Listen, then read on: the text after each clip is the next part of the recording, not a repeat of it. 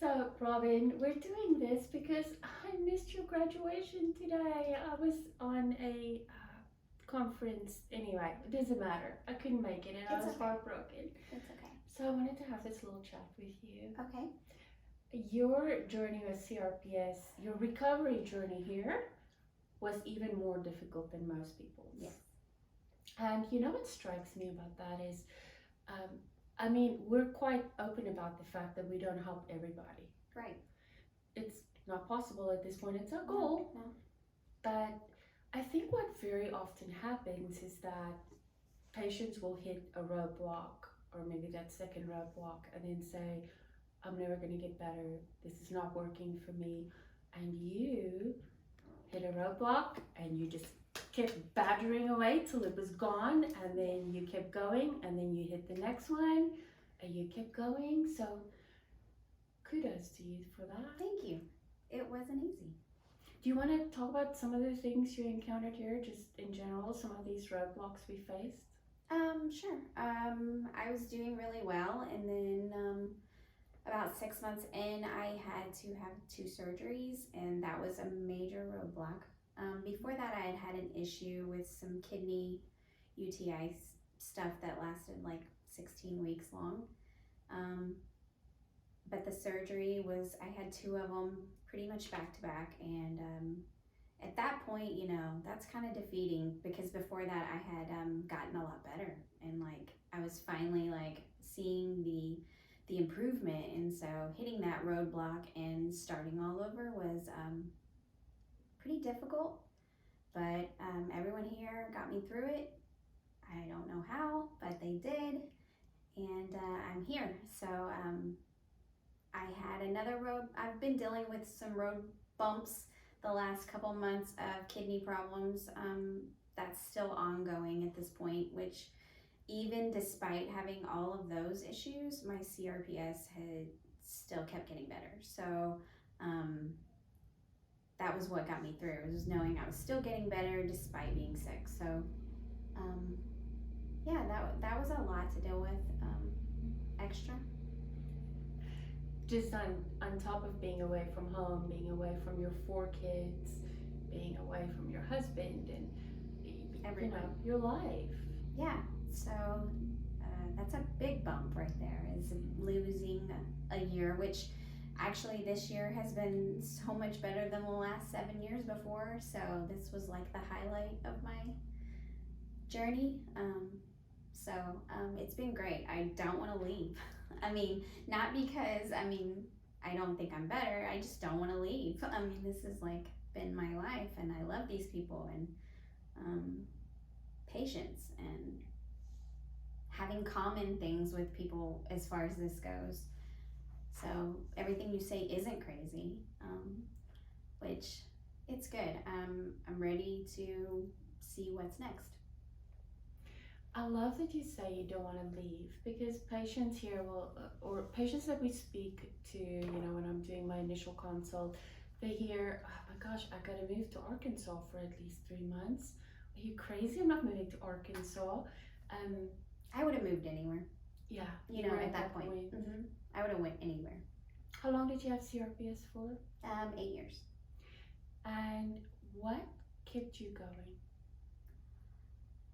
Before I came here is having kids. If I wouldn't have had kids, then I don't know, because despite how I felt every day, I still had to be a mom, you know, regardless. My husband was always gone on the road, and I was what they had. So I guess it was just that instinct, I guess. I don't know. You just have to keep going. Yeah, what choice do you have? What kept you There going? was no other option for me, you know what I mean? So that was my responsibility, was to be a mom first and deal with myself later on. And when they got older, then I did.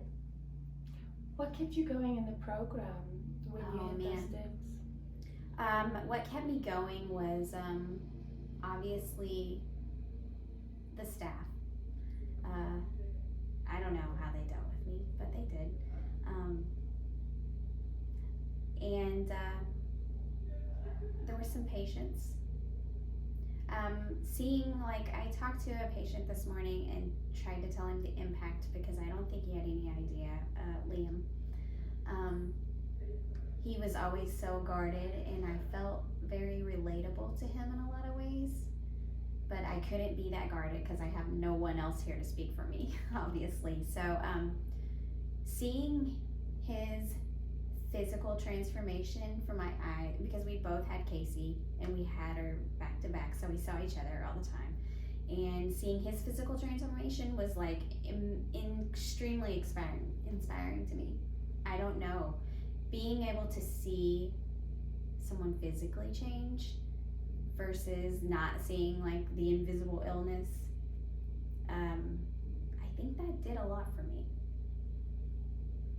And like I said in graduation, week 5, one of your new staff is what kept me here at that point, because I was doubting myself. You know when you go through that phase where you don't know, you question everything. You've already been through so much, so you're like, what am I doing? This is believing in the process is really hard, especially when you're so low. Believing in things after everything else has already been so discouraging. But they approached me when I was having a moment outside on the sidewalk and told me their situation and their story, and I felt, I don't know, that then and there was it for me. Like, I was like, oh my gosh, if she can go through that, I can do this. It was so, her story was overwhelming to me. And the fact that she wanted to share it with me and never even meeting me on her first week here, like, we both have discussed how that moment was meant to be. Like, she was here and drawn here to have that moment for me. And she has continued to stay an amazing person to me here. Someone who I would like to completely steal from you. I'm working on that. Don't work on that. Yeah. But I'll still come back just because I have to see you guys. Yeah, I think people are surprised that what a happy time in your life this can be, even though you're fighting for your life. Yeah, but look at the end. Yeah. It's like being pregnant and having kids. It's so miserable, and then you forget all of those things. And you leave with amazing friendships and skills. People that I will be friends with forever. Yeah. I'm so proud of you. Thank you. Thank you for doing this, and thank you for sharing your story. You're welcome. I hope that other people have the same outcome that I do. I know a lot of people have, so. Yeah, I think when you're here and you see other people around you get there, then that keeps you going. Yes, it is absolutely what keeps you going, is the other patients. And the staff. But having people with common things and watching them go through their process and it being wonderful, and still talking to former patients while I'm here all the time that are in remission, that are doing great, that's wonderful. So I hope that I can be that for other people. Your next video is going to be your 6-month checkup video. I already have it scheduled. I'm going to hear all about your life. I'm so excited. I know, I'm excited. It'll be great. Absolutely. You're going to go fly. Yeah, I'm ready.